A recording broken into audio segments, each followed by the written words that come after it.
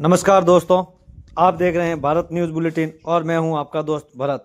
आज के इस विशेष मार्केट अपडेट में बात करेंगे कि आखिर क्यों शेयर बाजार में अचानक बड़ी गिरावट देखने को मिली है। सेंसेक्स 500 अंकों से ज़्यादा टूटकर 76,550 तक पहुंच गया है, जबकि निफ्टी भी 180 अंक फिसल गया है। साथ ही जानेंगे कि आईआईटी और मेटल शहरों में इतनी बिकवाली क्यों हुई है, वेदांता का शेयर 6% क्यों गिरा है, विदेशी निवेशकों यानी एफआईआई और घरेलू निवेशकों यानी कि डीआईआई का रुख क्या है, एशियाई अमेरिकी बाजारों पर क्या असर पड़ा है और आज खुले कार्डियो क्रूज कंपनी के आईपीओ में निवेशकों के लिए क्या अवसर है। तो चलिए शुरू करते हैं आज का पूरा मार्केट विश्लेषण। सबसे पहले बात करते हैं बाजार की बड़ी गिरावट की। मंगलवार 23 जून 2026 को भारतीय शेयर बाजार दबाव में दिखाई दिया था। दोपहर 2 बजे तक सेंसेक्स लगभग 550 अंक गिरकर 76,550 तक पहुंच गया। अब वहीं निफ्टी करीब 180 अंक टूटकर 23,900 के आसपास कारोबार करता दिखाई दिया। बाजार की शुरुआत सामान्य रही, लेकिन जैसे जैसे दिन आगे बढ़ा बिकवाली बढ़ती गई और प्रमुख इंडेक्स लाल रंग में चले गए।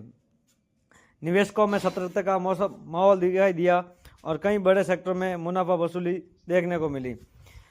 अब सबसे बड़ा सवाल यह है कि आखिर बाजार क्यों गिरा। इसके पीछे कई कारण दिखाई देते हैं। पहला कारण है वैश्विक बाजारों का कमजोर संकेत। एशियाई बाजारों में भारी दबाव देखने को मिला और दक्षिणी कोरिया का कॉस्पी 4% से ज़्यादा टूटा और जापान का निक्केई करीब 1% गिरा और हांगकांग का हैंगसेंग भी लाल निशान में रहा। जब एशियाई बाजार कमज़ोर होते हैं तो उसका असर भारतीय बाजारों पर भी दिखाई देता है। निवेशक जोखिम लेने से बचते हैं और सुरक्षित निवेश विकल्पों की ओर बढ़ते हैं। और आज सबसे ज़्यादा दबाव आईटी सेक्टर में देखने को मिला। आईटी कंपनियां अपनी आय का सबसे बड़ा हिस्सा अमेरिका और विदेशों से कमाती है। जब वैश्विक अर्थव्यवस्था को लेकर चिंता बढ़ती है या अमेरिका टेक सेक्टर कमज़ोर पड़ता है तो भारतीय आईटी सेक्टर के शेयरों पर दबाव बढ़ता है और निवेशकों ने आज आईटी शेयरों में मुनाफा वसूली की थी। इसका असर पूरे निफ्टी और सेंसेक्स पर पड़ा, क्योंकि आईटी कंपनियों का इंडेक्स में लाल वेंटेज होता है। आईटी के साथ मेटल सेक्टर भी दबाव में रहा और धातुओं की वैश्विक मांग को लेकर चिंताएं भी बनी हुई है। जब निवेशकों को लगता है कि आर्थिक गतिविधियां धीमी पड़ सकती है तो मेटल कंपनियों के शेयरों में बिकवाली बढ़ जाती है। तो आज भी कुछ ऐसा ही देखने को मिला। मेटल इंडेक्स में कमजोरी के कारण कई प्रमुख कंपनियों के शेयर दबाव में रहे। आज की सबसे बड़ी खबरों में से एक रही वेदांता।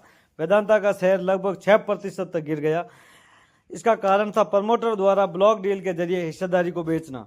रिपोर्ट के अनुसार लगभग 2149 करोड़ रुपए के शेयर बेचे गए। जब प्रमोटर अपनी हिस्सेदारी का कुछ हिस्सा बेचते हैं तो बाजार इसे कई बार नकारात्मक संकेत के रूप में देखता है। हालांकि हर बार इसका मतलब कंपनी में समस्या होना नहीं होता, लेकिन अल्पकाल में शेयर पर दबाव जरूर आ सकता है। इसी वजह से वेदांता के शेयर में तेज गिरावट देखने को मिली। दिलचस्प बात यह है कि आज गिरावट से पहले सोमवार को बाजार काफ़ी मजबूत रहा था।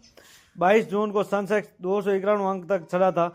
निफ्टी 89 अंक ऊपर बंद हुआ और मिड कैप और स्मॉल कैप इंडेक्स भी मजबूत रहे थे, यानी पिछले कारोबारी दिन निवेशकों का मूड सकारात्मक था। लेकिन आज वैश्विक संकेतों और सेक्टर आधारित बिकवाली ने पूरे माहौल को बदल दिया। आज बात करते हैं उन शेयरों की जिन्होंने सोमवार को शानदार प्रदर्शन किया था। टॉप गेनर रहे थे सिप्ला, टेक महिंद्रा और डॉक्टर रेड्डीज, और इन शेयरों में अच्छी खरीदारी देखने को मिली और फार्मा और टेक सेक्टर ने बाजार को सहारा भी दिया। और वहीं दूसरी तरफ Asian paints, Titan, Nestle India जैसे शेयर दबाव में भी रहे। इन कंपनियों में निवेशकों ने मुनाफा वसूली की थी। अब नजर डालते हैं अमेरिकी बाजारों पर। पिछले कारोबारी सत्र में डाउ जोन्स बढ़त के साथ बंद हुआ था। नेस्डेक में गिरावट रही। S&P 500 भी हल्की कमजोरी के साथ बंद हुआ था। इसका मतलब अमेरिकी बाजार में मिश्रित रुख देखने को मिला। टेक शेयरों में कमजोरी का असर वैश्विक आईटी सेक्टर पर भी पड़ा था। अब बात करते हैं सबसे महत्वपूर्ण डेटा की, यानी एफआईआई और डीआईआई की। ताज़ा आंकड़ों के अनुसार पिछले 7 दिन में एफआईआईएस ने लगभग 3300 करोड़ रुपए की शुद्ध खरीदारी की। वहीं डीआईआईएस ने लगभग 4,954 करोड़ रुपए की खरीदारी की। यह एक सकारात्मक संकेत माना जा सकता है। इससे पता चलता है कि बड़े निवेशक अभी पूरी तरीके से बाजार से बाहर नहीं जा रहे हैं। हालांकि अल्पकाल में उतार चढ़ाव जारी रह सकता है। आज निवेशकों के लिए एक बड़ा नया आईपीओ भी खुला है। कॉर्डेलिया क्रूज ब्रांड का संचालन करने वाली company Waterways Leisure Tourism Limited का आईपीओ सब्सक्रिप्शन के लिए खुल गया है। आईपीओ का आकार लगभग 585 करोड़ रुपए था। प्राइस बैंड 769 रुपये से 808 रुपये प्रति शेयर तय किया गया है। सब्सक्रिप्शन की अंतिम तारीख 25 जून है।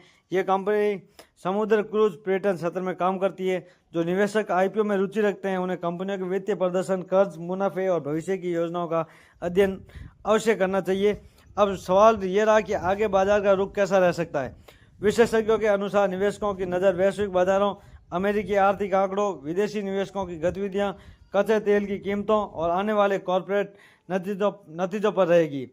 यदि वैश्विक संकेत सुधरते हैं तो भारतीय बाजार में फिर से खरीदारी लौट सकती है, लेकिन यदि विदेशी बाजारों में कमजोरी बनी रहती है तो निकट अवधि में उतार चढ़ाव जारी रह सकता है।